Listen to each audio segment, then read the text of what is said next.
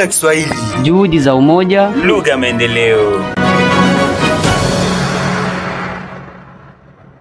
Wanachama wa EACS walikutana Jumanne hii wakiongozwa na mratibu wao, pia mtaalamu wa Kiswahili Bwana Jose Murisho, kwa ajili ya kikao cha kutoa taarifa ya ziara iliyofanyika hivi karibuni huko Entebbe nchini Uganda. Wakati wa kikao hiki, Bwana Jose Murisho alieleza kwa ufupi mambo makuu yaliyojadiliwa wakati wa ziara hiyo, ambayo yalihusu sera ya lugha na uendelezaji wa Kiswahili kama lugha ya mawasiliano ya pamoja katika ukanda wa Afrika Mashariki. Deuxième jour, itakuwa harmonisation ya point de vue na kuangalia maandamano yetu tulifanya parce que ni texte hii ilikuwa ishafanyika depuis zamani.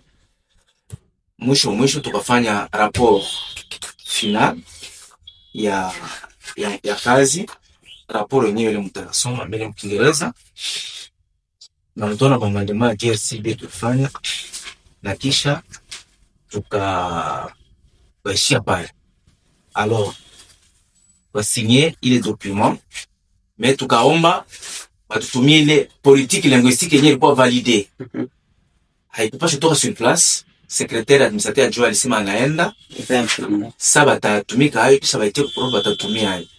Hapa nilimlomba hayo, nilikuwa napenda kurenew ni presenter même hata rapport ya mission nitume kwa matumia ma ministre, mais hayafika mpaka hivi.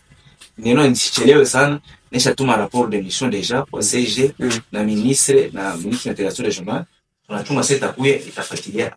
Akihitimisha kikao hicho, mratibu wa EACS nchini DRC Bwana Jose Murisho alisisitiza umuhimu na ushirikiano wa pamoja ili kuendeleza juhudi zilizoanzishwa huko Entebbe kwa lengo la kuifanya Kiswahili kuwa chombo halisi cha umoja na maendeleo katika ukanda wa Afrika Mashariki. Na nikiripoti kutoka Kinshasa, mimi ni Seleman Kindelson kwa niaba ya EACS nchini DRC. Tuna Kiswahili. juhudi za umoja, Lugha maendeleo.